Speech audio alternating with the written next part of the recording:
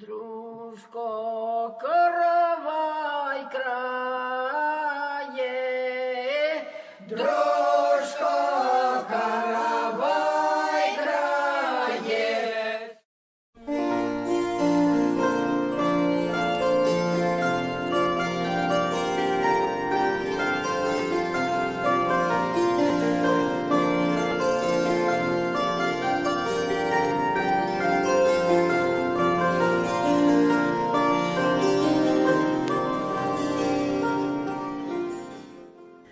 В этом году исполняется 100 лет со дня проведения Второго съезда МАРИ. В июне 1918 года было принято историческое решение об официальном возврате наименования народа – МАРИ вместо Черемис. Мы взяли новую традицию проводить совместное заседание нескольких марийских общественных движений. Это старейшая общественная организация «Мерканаш». Это совет старейшин, образовано недавно, потому что есть всегда авторитетные члены в национальном движении, к которым мы обращаемся, наверное, за их советом. И тоже не очень давно учрежденная с 1 декабря 2015 года Федеральная национальная культурная автономия марийцев. Сегодня здесь присутствует еще одна организация – Марийский национальный конгресс. Сегодня у нас в Доме дружбы здесь, в Казани, очень знаменательное событие – 100 лет со дня проведения Второго Всероссийского народа МАРИ в 18 году. 19 марта 1917 года впервые на собрании солдатских масс и нижних чинов офицерского состава Уфимского гарнизона было сказано, что необходимо пробуждать идеи национального самосознания среди народа МАРИ. Это были не политические лозунги, это был призыв к развитию культуры, образования, сохранения национального языка народа МАРИ. И причем эти слова были обращены не государственной власти, а именно к самому народу МАРИ.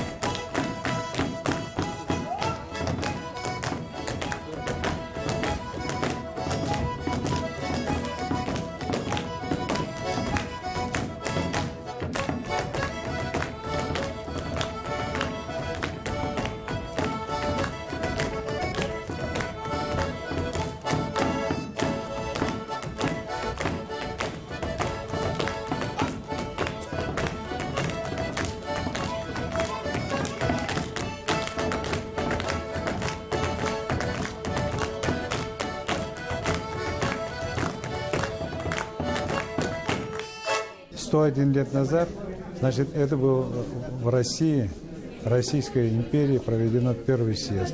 А в 18 году проведено в Казани. Восточные марийцы, они не смогли участвовать. Но как бы там ни было, там был вопрос все равно сохранения языка. В годы гражданской войны общественно-политическая обстановка радикализировалась. Но нашим, конечно, праотцам, лидерам марийского народа, мудро надо было выбирать путь. Одним из привлекательных моментов политики новой власти, большевистской власти, было обращение внимания к решению национального вопроса.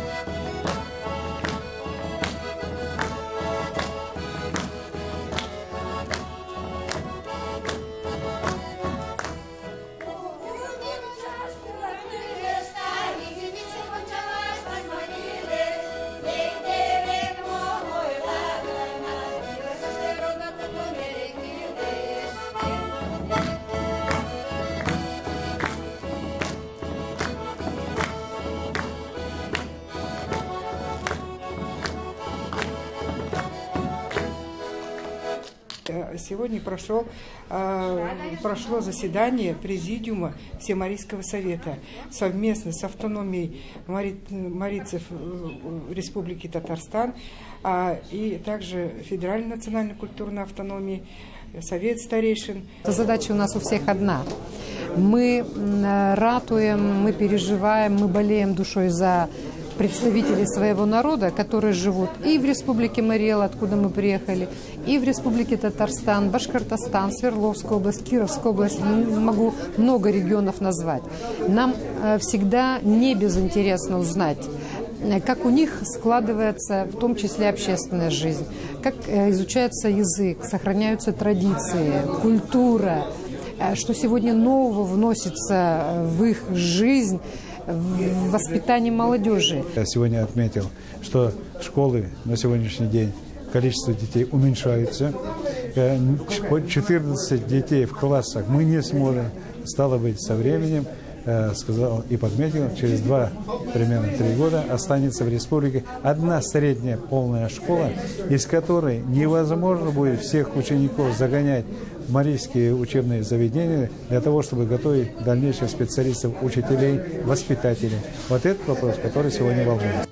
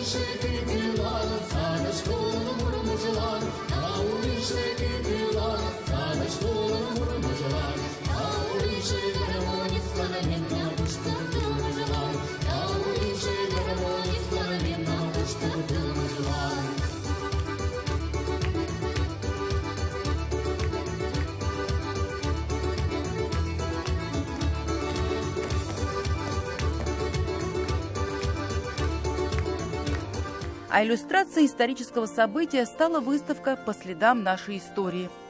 Благодаря живописным картинам и архивным документам гости встречи смогли погрузиться в хронику столетней давности.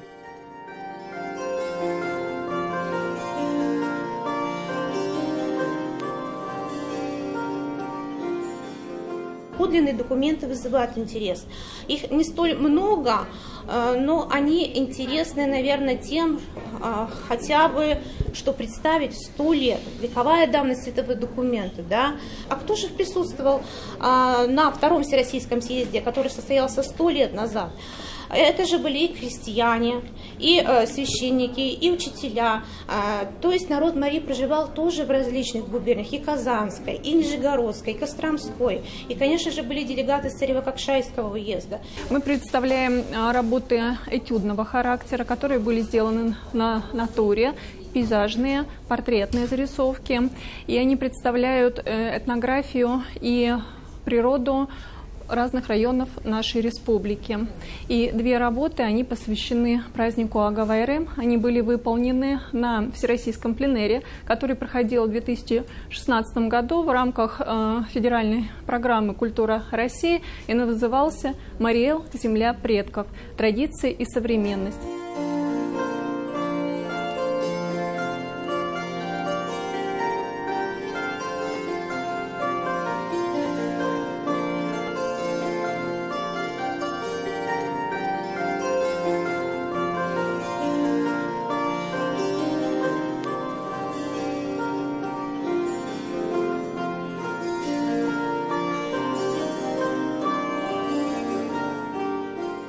Здесь вы можете обратить внимание на особенность традиционного марийского моления, которое проходит в разное время года, но, как правило, это приходится на весну, лето и осенний период, и он связан с верованием народа Мари.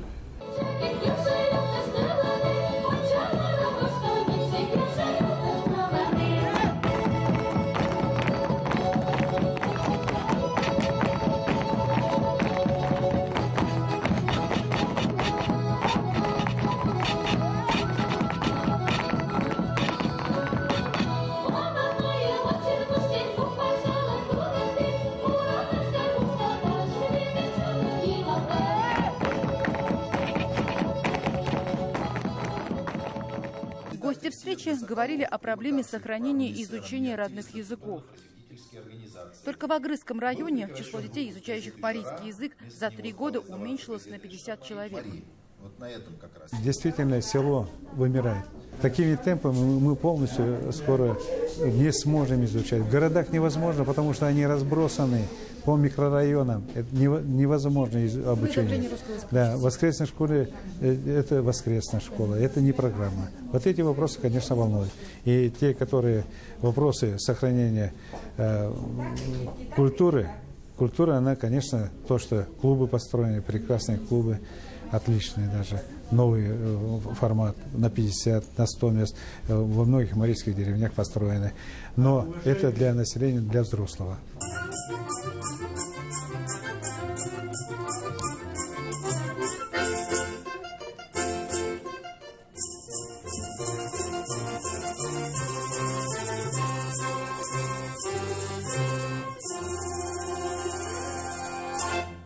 Отрадно, что историю своей страны, историю своей республики молодое поколение знает, изучает. И самая главная задача, значит, государственного архива – это вот сохранить то документальное наследие.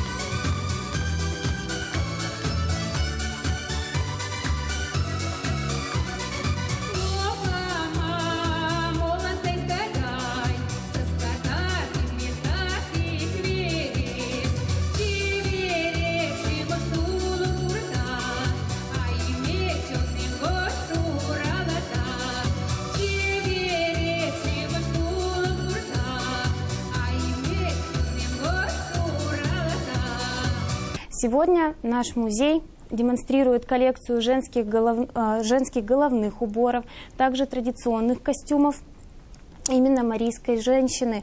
Неспроста. Дело в том, что издревле женщина является хранителем домашнего очага. Мужчина находится на отхожих промыслах, поэтому его костюм очень меняется быстро и стремительно. А женщина все-таки сохраняет традиции, которые складывались испокон веков.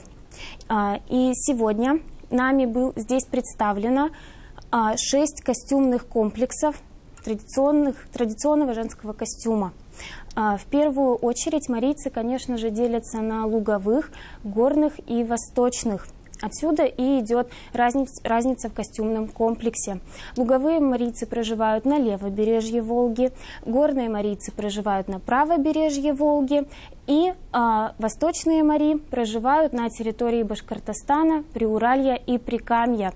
И их костюм здесь мы можем увидеть более похож уже на костюмы татар, башкир, то есть тюркоязычного населения ввиду соседства с этими народами.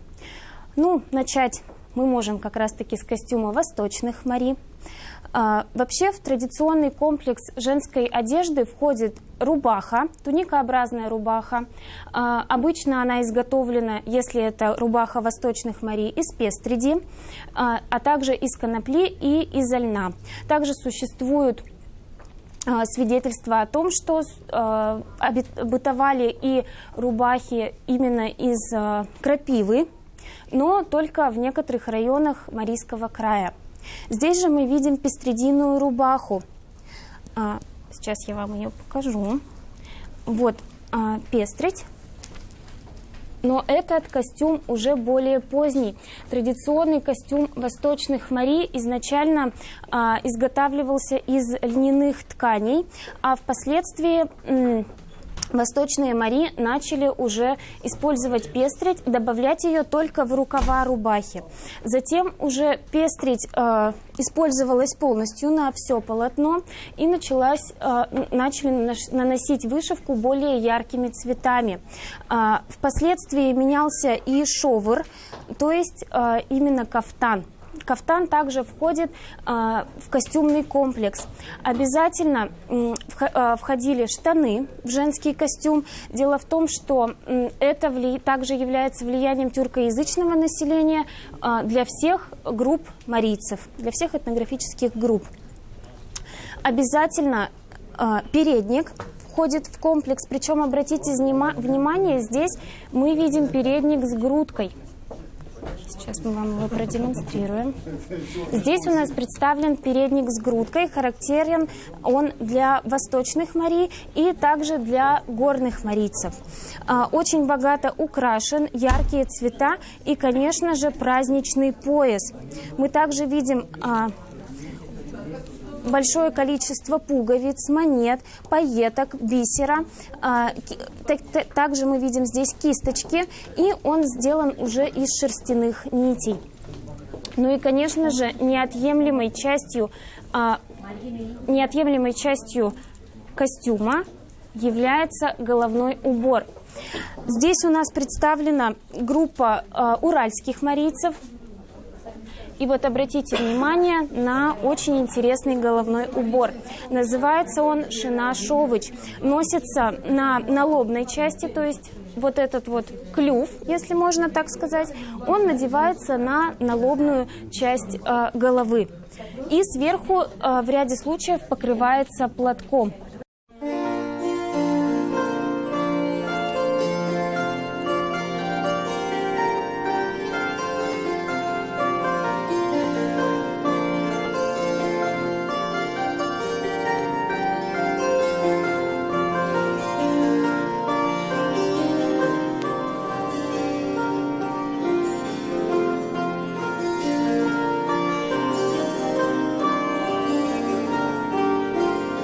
Здесь непосредственно мы видим воплощение мифологии марийского народа. Дело в том, что у марийцев в мифологии утка произвела мир. То есть она нырнула на дно морского океана, по одной из легенд, и снесла яйцо из два яйца. Из двух яиц появились Юма и Йин. Они начали нырять под воду и доставать оттуда землю. И так появилась земля, жизнь на земле. Юма вытаскивал землю, а Йин же поперхнулся, и так появились горы, неровности. И вот как раз-таки здесь мы видим вот этот культ утки, воспроизведенный в головных уборах.